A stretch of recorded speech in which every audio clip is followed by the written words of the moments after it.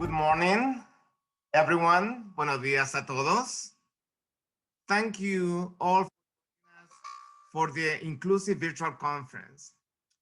If you haven't had coffee yet, no worries, because we have a terrific program guaranteed to keep you engaged as throughout the day, we will be examining the critical role mission-driven credit unions, you all, have in the building of stronger, more diverse, and inclusive communities.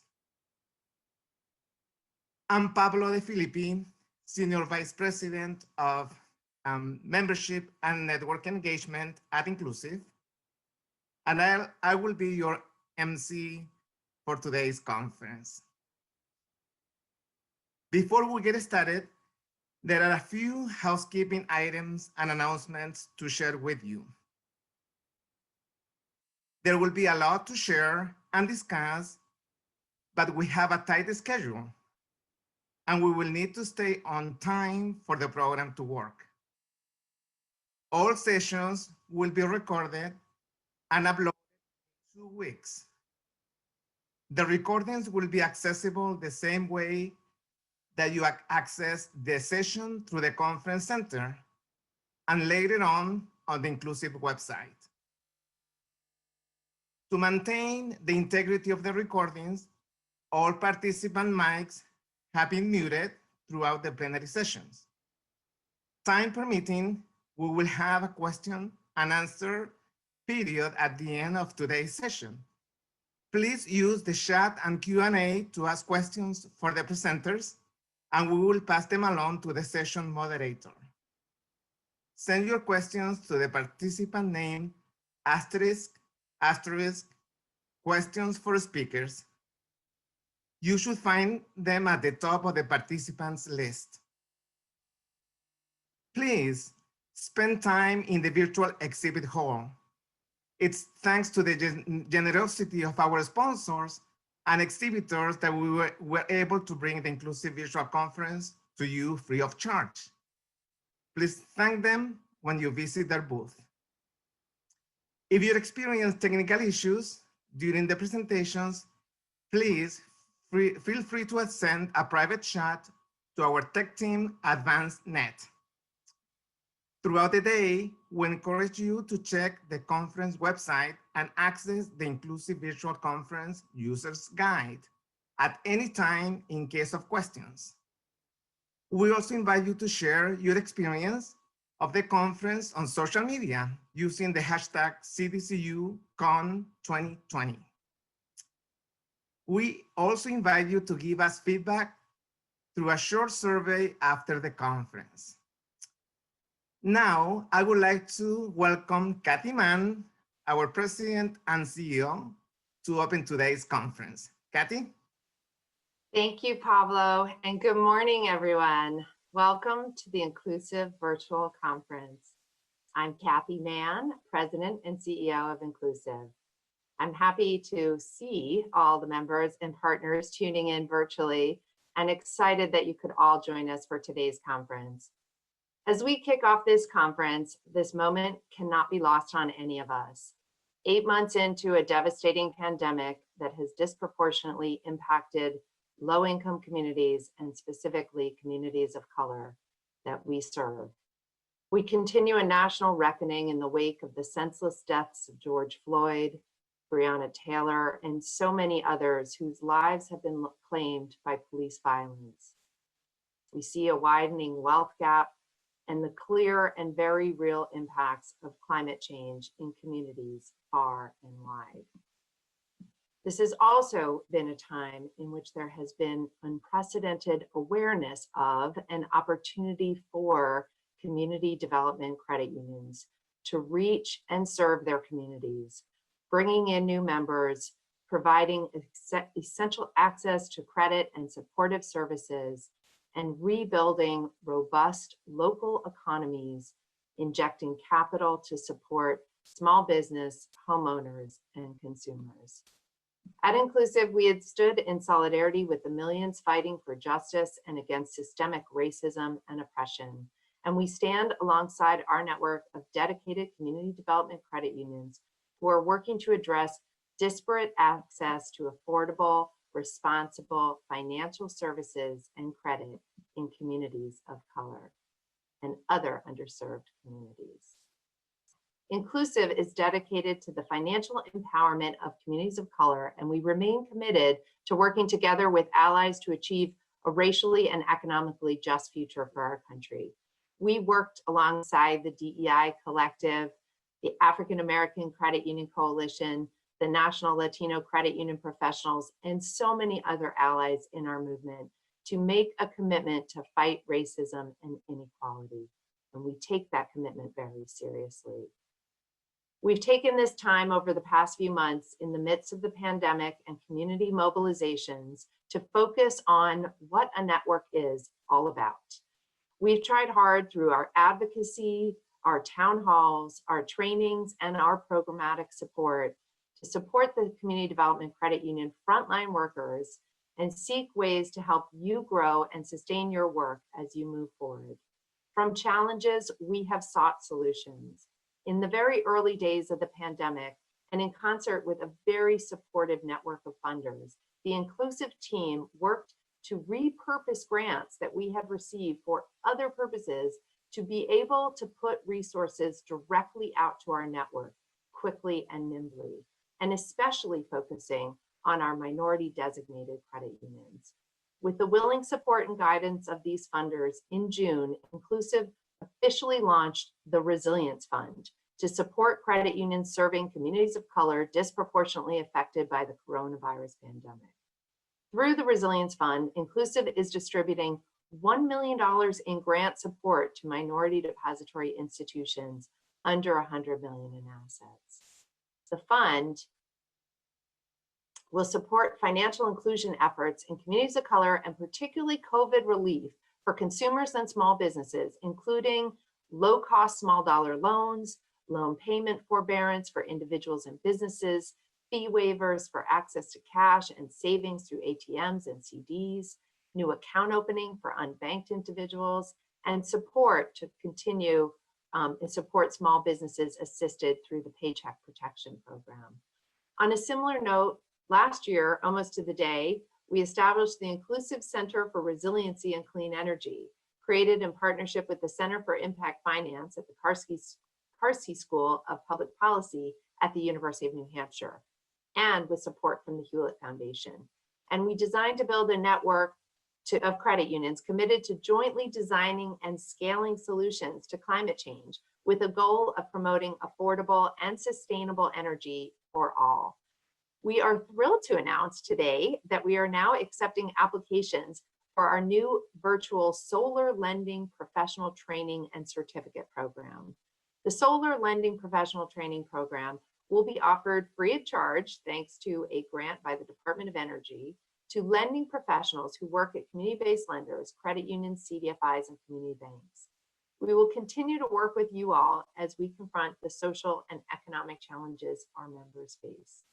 These realities bring into clear focus the need to take advantage of days like today, where we all come together and consider how our credit unions, our organizations, our networks, and our communities can develop and scale strategies to confront the injustice and the challenges of the day.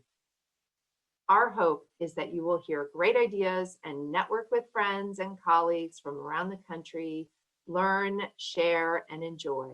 The Inclusiv Conference has always been an opportunity to rekindle existing connection, and we hope that you can do that today in a virtual context while we await the ability to meet together again in person. I now want to take this opportunity to sincerely thank all of our sponsors, without whose support, not only this virtual event, but so much of the work that Inclusiv does would not be possible. I want to thank specifically City Community Development, CUNA Mutual Group, Deutsche Bank, Prudential Financial, Visa Inc., Suncoast Credit Union, MGIC, AACUC, the African American Credit Union Coalition, and everybody else who has helped make this virtual conference possible. I would also like to use this opportunity to thank all the moderators and panelists who you will hear throughout the day, the organizers of the breakout sessions. We got so many ideas sent to us and so much energy that we've heard from the speakers and the moderators wanting to share the content from their sessions. We have such a great day ahead, and I look forward to seeing you all in the different sessions. I would now like to take a moment and introduce our moderator for our very first session, Richard Romero. Richard Romero is the president and CEO of Seattle Credit Union and an Inclusiv board member. He'll be moderating this opening plenary and introduce this morning's wonderful speakers. Thank you so much and have a great day. Welcome, Richard. Thank you, Cathie. Hello, everyone. Welcome to today's opening plenary session, Credit Unions Build Racial Equity. I am Richard Romero, President and CEO of Seattle Credit Union and a board member of Inclusiv. I will be the moderator of this morning's session as our panelists will discuss how this year once again has a renewed focus on racial inequities in the US and reinvigorated national attention on the imperative of creating financial systems that work for everyone. We have the pleasure of being joined this morning by Bill Bynum, Maria Martinez, and Maurice Smith. I'd like to take a brief moment to introduce each one of them. Bill Bynum, he is a CEO of Hope Enterprise Corporation, Hope Credit Union, and Hope Policy Institute. For over 3 decades, Bill Bynum has worked to advance economic opportunity for disenfranchised populations. In 1994, Bill moved to Mississippi to become the founding CEO of the Enterprise Corporation of the Delta. And in 1995, organized Hope Community Credit Union. Hope has generated more than $2 billion in financing benefits, benefiting more than 1 million people in the nation's most impoverished regions. Welcome, Bill. Next, we have Maria Martinez. Maria Martinez is the president and CEO of Border Federal Credit Union in Del Rio, Texas. Under Martinez's leadership, BFCU expanded its field of membership from 3 to 13 Texas counties, obtained CDFI certification, implemented a free home financial counseling program, and offers free income tax preparation to low-income taxpayers. She is also active as the co-chairwoman of the Network of Latino Credit Unions and Professional Association. Next, we have Maurice Smith. Maurice Smith is the CEO of Local Government Federal Credit Union and Civic Federal Credit Union. Both are financial cooperatives serving the financial needs of employees, appointed officials, elected office holders, and volunteers of local government in North Carolina. Excuse me. Smith began his career in financial services as a loan officer for State Employees Credit Union. Smith served in several capacities, including vice president, city executive, and vice president of marketing and training. Excuse me. Let's start with question number 1 to all the panelists. Given the unprecedented times the nation is going through, could you share with us what the single biggest challenge you see in your communities, how your credit union is responding to that, and what else can credit unions do to make the financial system work for more people? Let's start with Bill. What are your thoughts? Thank you. Good morning, everyone. It's really great to be here with you and with our colleagues at Inclusiv. I wish we were all in one big room together. Hopefully we will be soon. You know, Rich, that's a really tough question because zeroing in on a single challenge, I think it belies the interconnected nature of the work that we do. I think the biggest challenge is the challenge that we all have been working on for generations, that people have been fighting for centuries, quite honestly. The people we serve have long experienced extraordinary fragility, high levels of economic distress, poor health conditions, worse education outcomes, economic uncertainty, just by virtue of what they look like, where they were born, their race, their gender, their preferences.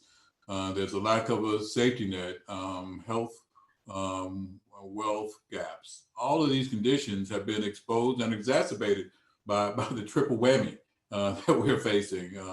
Not just the health crisis, but an unprecedented economic and racial justice crisis. And so all those come together and hit hardest on the people and places that we serve. And so where do people go?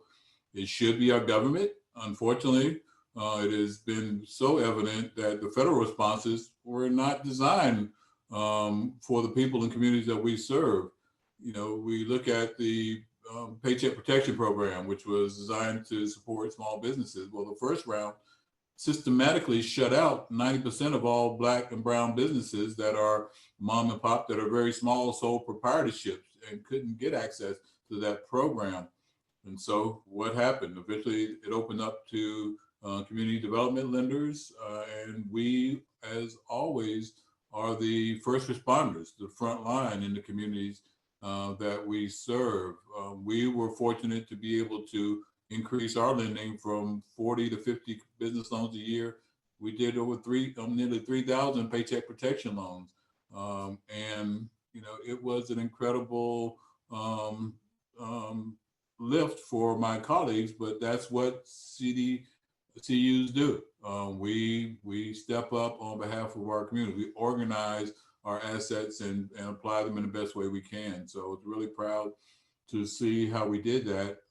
And we continue to try to find ways to fill in the gaps. We've been working to extend just general survival resources to many people who, again, didn't qualify for some of the federal assistance. Immigrants, the poor were left behind. We were able to raise some resources and provide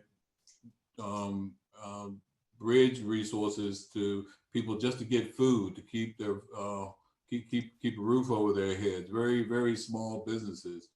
In the CARES Act, which is providing money through states to municipalities and counties for PPEs, for to cover some of their basic services. Well, in Alabama, Mississippi, and Louisiana, the funds were made available on a reimbursement basis, which disproportionately disadvantages the poorest counties, who are already dirt poor. Selma's still the poorest town in Alabama. They didn't have money to put up front to get PPEs, to fix air conditioning systems, to pay for their first responders.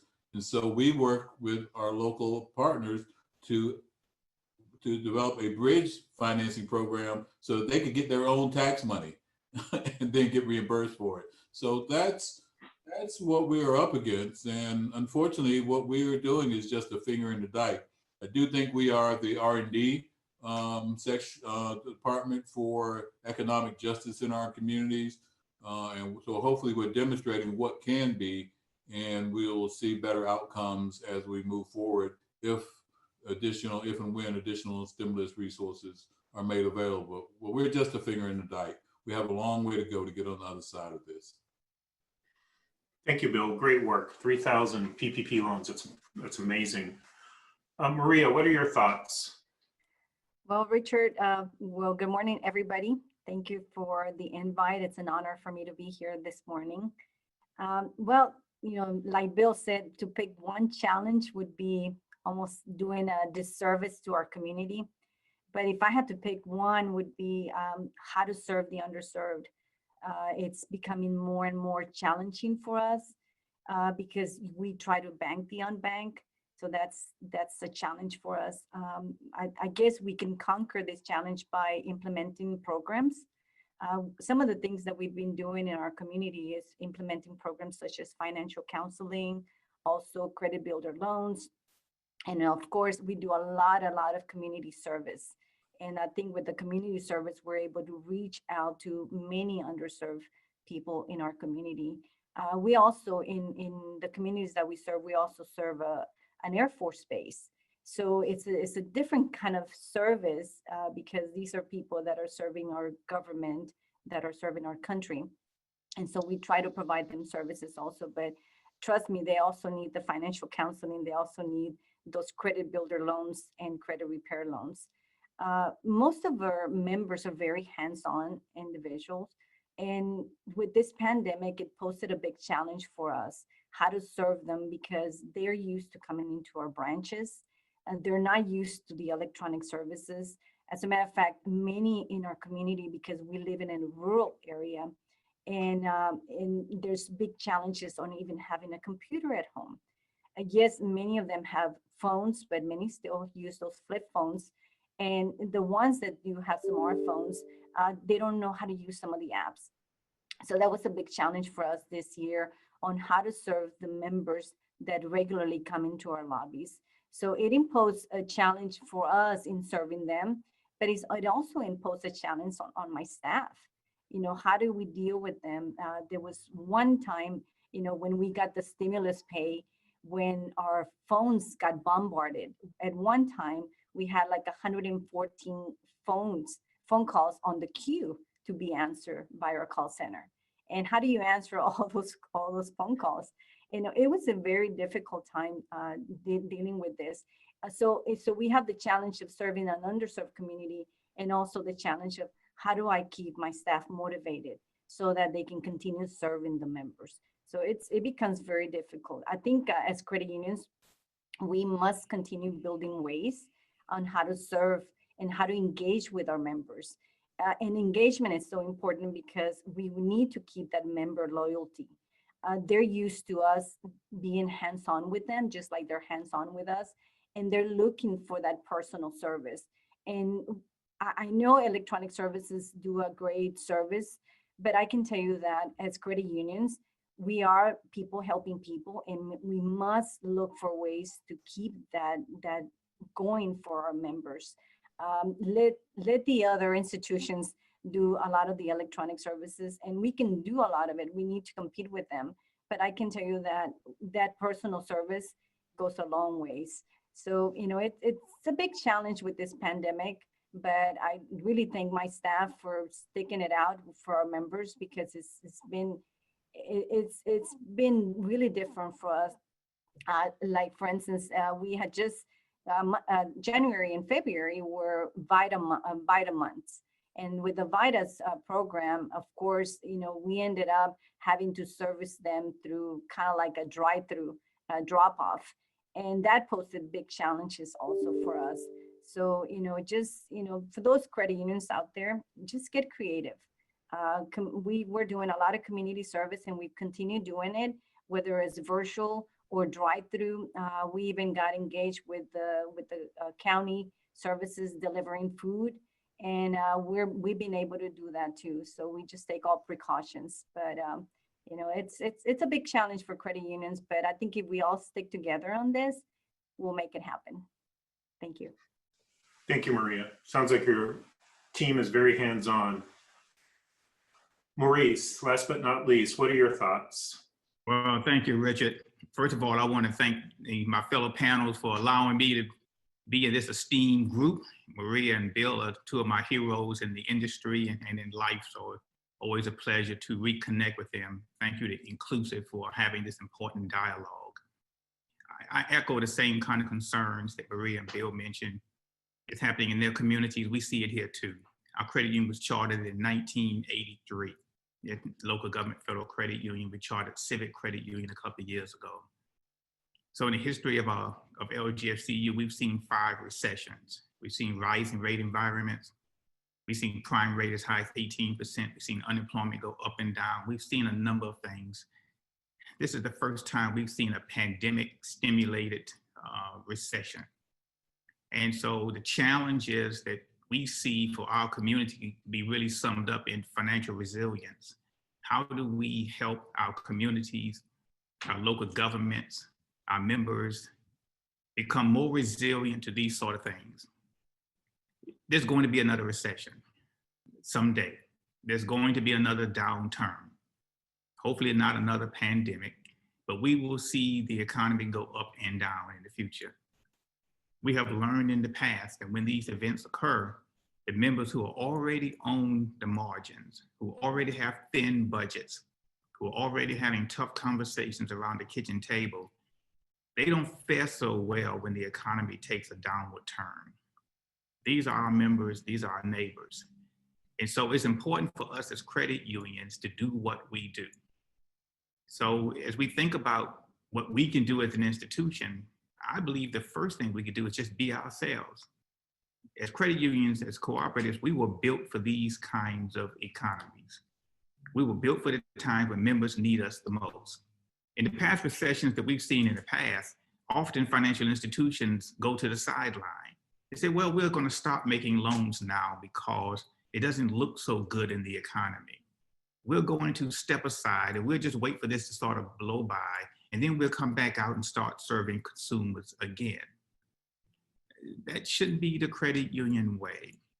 So we want to enforce among our membership that nothing's changed. We haven't changed our underwriting guidelines. We haven't made it more difficult to get a loan.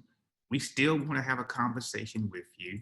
We still want to help you do the things that your family needs for you to be done. We still want to be your credit union. What kind of cooperative would we be? That when the economy takes a downward turn, that we're going to stop serving our members. We deserve to be punished by the membership if we lose faith in them.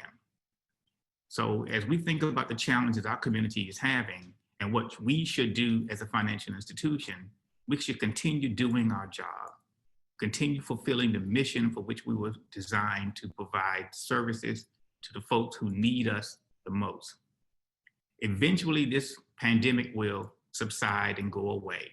Eventually, the economy will get better. Eventually, unemployment will go down. And our members will want to turn to their credit union and say, what did you do to help me during that bad time? And I want to have testimonies from the membership saying, you helped us out. When we had tough kitchen table conversations, the credit union was there.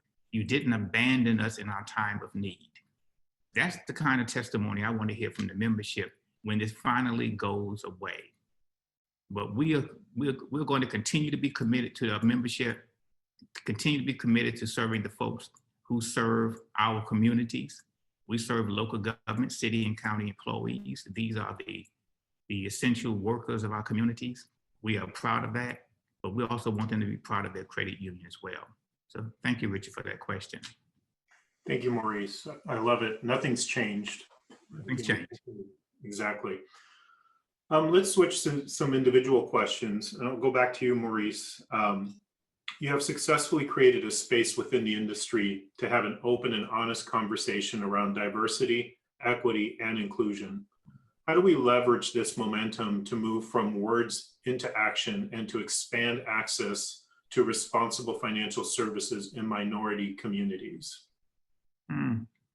You know, Richard, I think the answer to that question is we have to impress upon all audiences that DEI is an important ingredient for the success of everybody.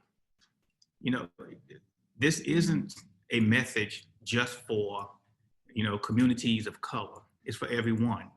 So as I talk to my colleagues in the business about DEI and why should they be concerned about this, why should they focus on this, and why should they even apply some work towards it? Because it's in the best interest of your financial institution, your credit union. So I make the argument there's a business case for DEI. That is just good business to serve all of your members. But if you think about the basic principles of who we are as credit unions, that we treat members equally.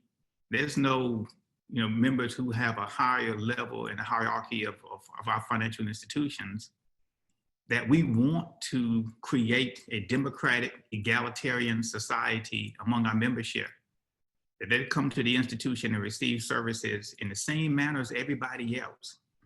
DEI seems like it should not be a stretch for any of us. But if we think about the business applications of it, we believe there are lessons to be learned from the past that's going to help us make better decisions for the future. So the notion here of DEI is not a new one. It's been around for years. It seemed to have caught more fire here recently, and it seemed to be stimulated largely because of the social unrest that's occurring in so many of our communities around the nation. So we've taken something tragic that's occurred in many communities, and we're turning it into a positive conversation. And so I'm actually encouraged by the number of organizations and associations and corporations and government entities that are having a dialogue about DEI, and they're inviting us to help them think through what should the solution look like. But I can't think of any sector more qualified to lead this conversation than credit unions. The principles by which we live by and by which we operate by exhibit those values that all communities should be equal and should be treated equal.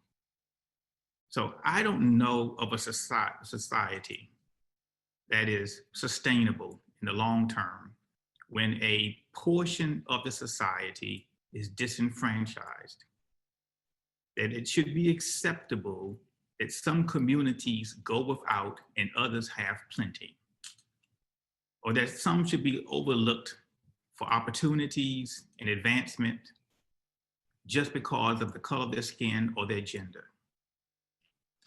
I think it should be repugnant to us as credit unions, to us as just members of society, to have any kind of infrastructure, any set of policies, any services that disenfranchises any group of individuals.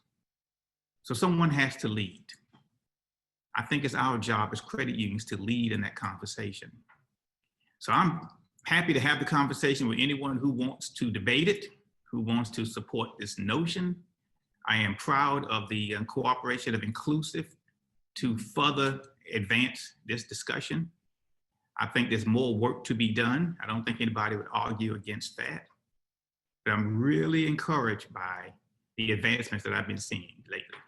Thank you. Thank you. Powerful words. Thank you very much. Maria, your credit union serves a predominantly Hispanic community along the border, and you are the chair of the National Association of Latino Credit Unions and Professionals.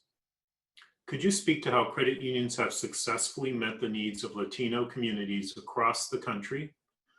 What are the main challenges? How do we make sure their needs are not lost in translation? Thank you, Richard. Yes, so NALCUP, which is the National Association of Latino Credit Unions and Professionals, this year we revamped our organization from a networking organization to a national association. And we are trying to get more credit unions involved in serving the Hispanics. I do it here at my credit union, and I do it and I do it well. But then again, I serve the majority of the residents in these counties. They're about 90% Hispanic. So for me, it's an easy process. That's the people I have to serve. But I can tell you that the Hispanic community right now, it's underrepresented, and in many areas and by many industries. And one of those industries being the credit union industry.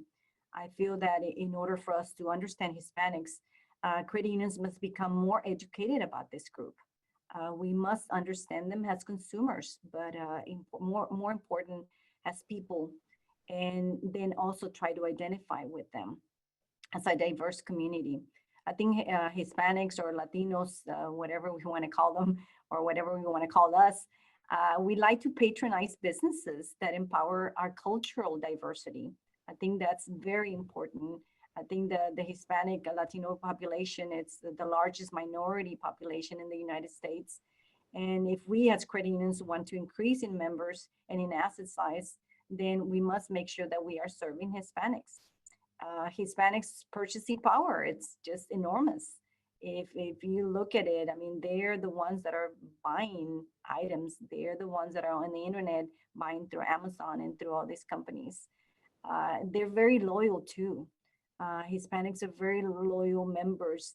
Once you gain their business, they bring all their compadres and all their comadres and amigos, and everybody into the credit union industry, we need to have them here. We need to feel comfortable with them. I think Hispanic consumers, they wanna bank wherever they feel comfortable, but they also wanna make sure that they find bilingual staff. And I think that's one of the big challenges that credit unions are having right now, that they're not finding that talent, but maybe it's because they're not looking for that talent. And it just most recently, NALCUP launched a video that it's in Spanish, and it's to recruit Spanish-speaking personnel into our credit unions. And we're going to be doing more with that video so that we can share it with more credit unions so that they can customize it and make it their own so that they can attract more bilingual staff within their credit unions. I think many credit unions, they lack the staff within their organizations, but there's areas where Latinos live, and we're not looking for those areas.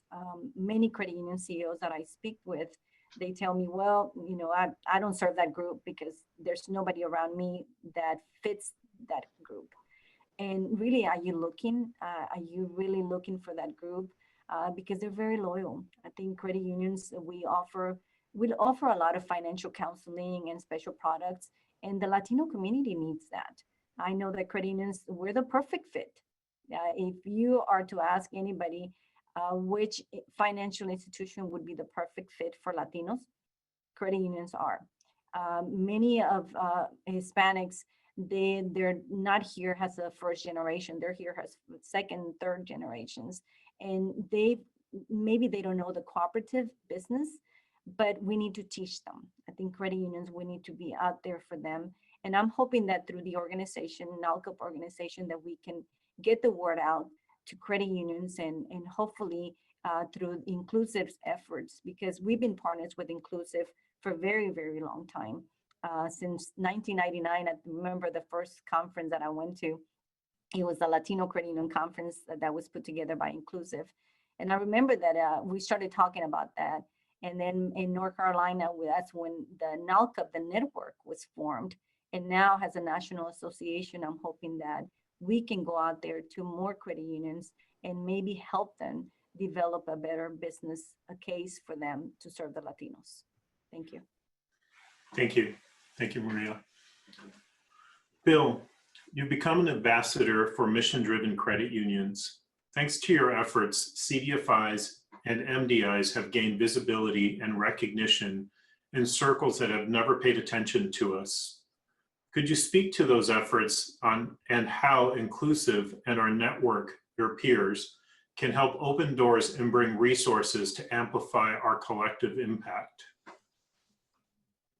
Certainly. I think I'm really going to just echo what Maria and Maurice have said. You know, in almost 40 years of doing this work, I can't remember a time when there's been more discussion around diversity, equity, and inclusion, or acknowledgement of the systemic barriers to economic opportunity and the racial justice. I think there was a survey that said that 56% of the population now acknowledge and even supported Black Lives Matter before there was such a hard pushback, but it's still a majority of people acknowledge that there are systemic barriers that limit some people, keep some people outside of the economy.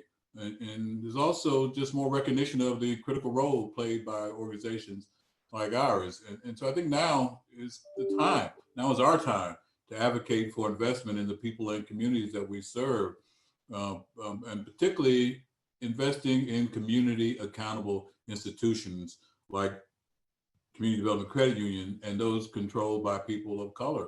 You know, with credit unions, we can't do it by ourselves. As we advocate, we know that we are just a rounding error in terms of the resources that are necessary to get our communities to where they need to be. So we've got to ally ourselves with other CDFIs, with community-based organizations, faith-based organizations, advocates for the poor and for people of color, and stand up for policies and laws that support our members and communities. You know, we thought that CRA and fair housing were settled doctrine. Well, we see those are under siege, consumer protection all under siege, and we've got to stand up and be supporters and advocates for keeping those strong, because we know without them where our communities would be. Maurice mentioned corporations, corporate responsibility. For centuries, wealth has been extracted from the communities we serve, or never allowed to accumulate. And so we have enormous wealth gaps, 10-to-1 Black versus white families, 100-to-1 Black families with children compared to white families with children. But we also know nothing changes, closes the wealth gap more than access to than home ownership, than entrepreneurship. And those resources just don't make it from traditional banks into the community we serve without our intervention. And so we've got to be the conduit for that. And so it's been great to be able to engage corporations. Netflix obviously made a significant deposit in Hope, $10 million. But really that's just the tip of the iceberg relative to what is needed. There's thousands and thousands of people who have income that's earning very little that we see as standing in for our core deposits. In Bynum, Mississippi, and Selma, Alabama, there's just not enough local deposits to support the community development needs because wealth has been extracted from those communities. And so getting wealth back into those communities, getting found corporations and other people and individuals to repair, call it reparations, call it importing capital into places where wealth has been extracted. But that's what I see a tremendous opportunity for us to do more of now. The Business Roundtable came out last year with their revised statement of purpose, and their purpose of a corporation to be an economy that works for all Americans. How does that play out in the places that we where we work? And they, in the past couple of weeks, announced their agenda on equity and justice. Well, I think that's encouraging, but we need to see the boards and the decision makers, the C-suites of these corporations look more like the communities that they serve. You just cannot do right by these communities if you don't have a perspective and people who understand those communities in key decision-making positions. I know I haven't had any trouble hiring people of color into senior positions at my credit union. I expect none of you have either. And so the largest companies in the country should be a walk in the park for them. But we know that the culture that needs to be addressed in these large institutions. And so as they make these pronouncements, let's hold them accountable. Let's not just move the chairs on the deck. Make sure that when J.P. Morgan and Wells Fargo and B of A said they're going to put billions in, they need to be transformative, not just doing more of what they do and check the CRA box, but invest in transformative ways in institutions like ours, not just deposits, but equity. We know we've got to have capital. We are disproportionately undercapitalized relative to other entities. And so those are important steps that we need to advocate for. And so I'll wind down, but I really think it's important that we continue to empower and amplify the voices and the power of our members. We can get into rooms that they can't easily get into. They don't have the megaphones that we do. And so it's up to us to, when we're in those rooms, to hold the banks and the policymakers accountable. And when we do, and when we equip our members, when they have banking accounts and homeowners, when they have a stake in the game, they demonstrate their power. Our survey of our members recently showed that 85% voted in the last election, compared to roughly 55, 58% in the general population. 85%. When you have a stake in the game, you step up and you hold, you demonstrate your power. You hold the power, the decision makers accountable. We are the front line.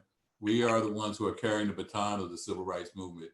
And we've got to continue to vote. Obviously, we've got to continue to protect voting rights, but we also got to carry forth that baton and do what Dr. King said, to move to economic rights for those who are most vulnerable.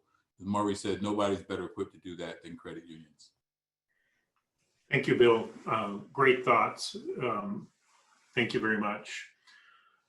At this point, we have time for questions and answers. We have a great panel here. If anyone in the audience would like to put a question in the Q&A box, this would be a great opportunity to hear directly from the panelists. I've seen some comments in the chat. Are there any questions from the audience that we could answer for you? While we wait to see if any questions pop up, perhaps each one of you can spend a quick minute just giving me your final thoughts, or giving everyone your final thoughts. We can start with Maria. What are your final thoughts? Well, final and starting points and thoughts. I feel that, having conversations like this are very good. I think our industry needs to be listening more to some of the activities that are going on within our industry. And having, I know Inclusiv has done an enormous, great job on bringing people together. I think, right now I would prefer to have been in Puerto Rico, but it's okay, we're here and I can see y'all. But I tell you that I think things are gonna get better for credit unions. We just need to stick together and work together as an industry. I think, the smaller credit unions are very vital to our industry, and we must help smaller credit unions to survive. I'm very pro credit union, and I think if I can myself help others to survive, I'm here for that. So, I offer my assistance to anybody that has, issues, whether it's serving the Hispanic community or whether it's a situation where the credit union has maybe survival difficulties. So we need to stick together as an industry so we can challenge others to be like us. Thank you. Great, thank you, Maria. We do have several questions that popped up here. Let's see. We have one here from regarding the Netflix investment. The question is, it's great that Netflix is sending 10 million to Hope. Have any other Black and minority credit unions gotten any capital? What Netflix did is they made a direct deposit in Hope, and then they put resources into lists to distribute to other credit unions and banks and community development organizations. So I encourage folks to reach out to LISC. But I know that is a priority for them. I suspect that Cathie and Pablo and Inclusiv are engaging on that front as well. So I know that opportunity is there. And I would use the model to go directly to other corporations. Chipotle has stepped up. There's been other depositors that have recognized that they need to put their money to use doing right by the communities they rely on for their workforce and to buy their products and services. I think we've got a strong case to make. That's great. Thank you. Yes, sorry, Richard, yes, to follow up on Bill's comment, we are gonna have Maurice and Jones from LISC actually speaking to us at the closing session. So stay tuned for that conversation. Thank you, Pablo. Let's get final thoughts from Maurice. All right, thank you, Richard. This has been a lot of fun, by the way. And so I'm gonna try not to be on my soapbox too long about this. In fact, my final thought I'd like to present as a call to action to all the credit unions that are listening on this panel. Our daughter, who is 30 years old, she says she is the light of my life and the reason why I live. I do not disagree with her. But when she was small, we would watch the evening news together, and she would see some tragedy in the world, some injustice or something happening, and she would turn to me and say, "Dad, what are we going to do about that?" We? What do you mean we? That's clear across the world. She said, "So what are we going to do about it?" So what are we credit unions going to do about this? The financial resilience is low in many of our communities. There are businesses closing up. we have people who are going through challenges, trying to build wealth. Look at the statistics. You know, Bill mentioned them. There is inequities in economics in every one of our communities. There's unfair treatment of consumers for reasons not to their own doing. So what are we going to do about that? I can't think of anybody more geared, more prepared, more qualified to address this than credit unions. So the way I tend to think about it is if we keep doing the same things we've been doing, we're going to keep getting the same things we have been receiving. And the notion of unfairness in economies and consumers requires a big transformative answer. We should continue providing services as we do as credit unions. But what's the Hail Mary? What's the big solution? The thing that we can do is going to really excel the wealth building capacity of our communities. So I am in a search for crazy ideas, because some of you listening to this right now have a crazy idea, something that we as credit unions can do, some infrastructure we can build, some platform that can be constructed, something that we can do that's going to really move the needle. And you might be sitting there thinking, well, you know, that's a crazy idea. No one's going to listen to that. I'm not sure the market will receive that innovation well. Well, if you are having that kind of misgivings about your idea, that's exactly the ideas we need to hear. Because we were built for this as credit unions. Inclusiv was designed for this, to support us in this work. And some of you have perhaps just that right idea, maybe a combination of ideas that we can be transformative in our own communities. Our daughter pointed to me and said, Dad, what are we going to do about it? And she would pester me until I had an answer for her, something she could do, a congressman she could write. Who's going to listen to a 6-year-old? Except she says, I want to do something about it. Well, we as credit unions, what are we going to do about it? Are we going to continue to see our membership go into another recession someday? Or another housing downturn someday? Another increase in unemployment someday? Or are we going to draw a line in the sand today and say we're going to do something about it? So whatever crazy ideas you have, put them in the chat, write Pablo, send them to me, send them to Bill, Maria, Richard, all of us. We want to hear your crazy ideas, because somebody is going to touch on just the right light bulb that's going to make a huge transformative difference in the work that we're all committed to. And I can't wait to find out what that discovery is going to be. Thank you, Richard. Thank you, Bill. Very inspiring words. I think we have time for a couple more questions here. A question, can the panelists speak a little about how they are connecting with youth and young adults and bringing them to the credit union movement, strategies to connect them?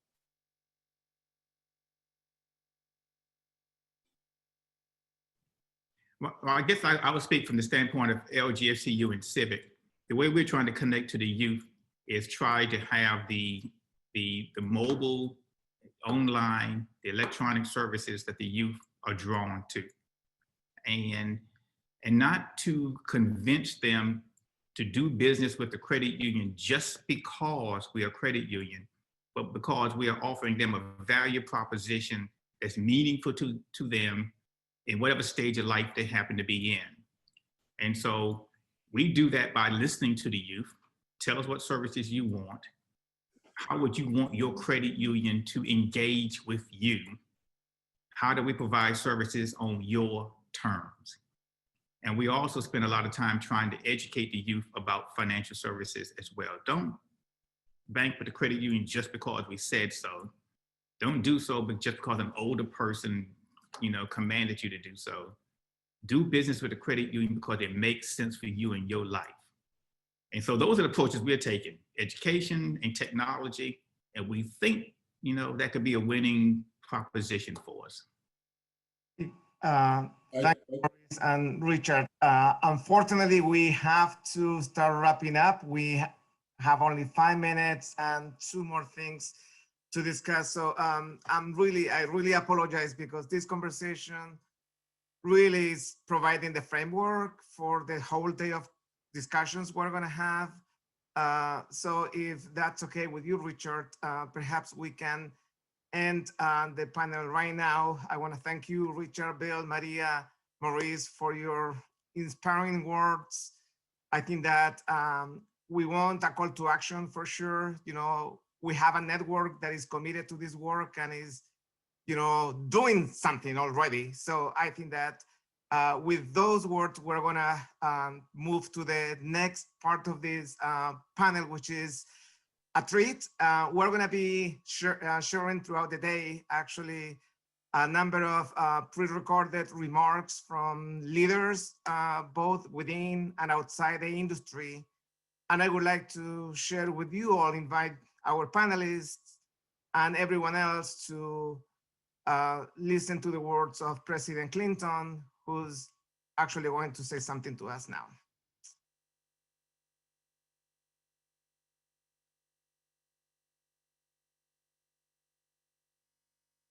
Thanks for inviting me to join you today and for hosting this very timely conference. Over the last few years, Inclusiv has been an important partner to the Clinton Foundation. We've worked closely with Cathie and the Inclusiv team in Puerto Rico, supporting the long-term recovery from the hurricanes of 2017, work I was able to see firsthand earlier this year, and across the South, where Inclusiv has launched their Southern Equity Growth Fund. Just last week, at the first session of my foundation's series on building a more inclusive economic recovery after the COVID-19 pandemic, Inclusiv announced they'll provide solar lending and program development training to 120 professionals in 30 community-based financial institutions throughout the United States. These institutions will deploy at least 180 solar loans in their communities, and at least a third of those loans will reach low-income and underserved communities, which have too often been left out and left behind by the mainstream financial system. This work is more urgent than ever, as the events of 2020 have laid bare the many long-standing inequalities all across our society in access to quality healthcare, education, employment, housing, and capital. The capital you must have to start a business or keep one afloat. The toll has been disproportionately heavy on Black, Latino, and Native American-owned businesses. And I am so very grateful for the work that Inclusiv and so many of you are doing to help to sustain these businesses during such difficult times and to help them rebuild so they can continue to be employers, gathering places, and providers in their communities. As financial first responders, CDFIs and CDCUs are foundational institutions for building a more resilient, more inclusive, more equitable future for the United States. We need to continue to do everything we can to support them with the resources they need to do their important work day in and day out. It's really important. So thanks again for all you do. My very best wishes for a productive conference. Well, thank you, President Clinton, for those wonderful words. We've been developing a growing collaboration with the Clinton Foundation. And clearly, you know, President Clinton is very connected to this conversation because under his administration, CDFIs became a reality. Again, thank you, panelists, Maria, Maurice, Bill, Richard. I told you at the beginning that we didn't need to have coffee to be engaged. This conversation got me going already. I feel very energized, and we're gonna continue the day with, you know, similar type of conversations. Now I'm gonna just provide some more housekeeping comments. We're gonna go now into 3 breakout sessions, which include number 1, breaking the glass ceiling, the journey of young Latino professionals in the credit union industry. where panelists will discuss how your credit union can attract and retain Latino talent to build a more diverse workforce. The second panel is reflecting on challenges and opportunities while serving Black communities, where attendees will hear firsthand experiences from several of Inclusive Resilience Fund grantees and how they have mobilized their credit union staff, their members, and local communities in order to offer timely services and remain sustainable. And the third panel is secondary capital, removing roadblocks and building bridges toward financial inclusion, where Inclusive team members will explore strategies for leveraging secondary capital to both address systemic roadblocks towards building more financially inclusive communities and also strengthen your credit union's financial performance.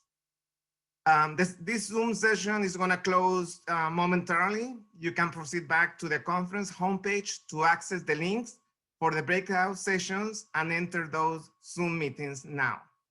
After the breakout session, we will come back together after lunch at 12:45 Eastern Time. Remember, we're on Eastern Time for our next set of plenaries. Enjoy your breakout sessions and see you soon. Thank you. Bye.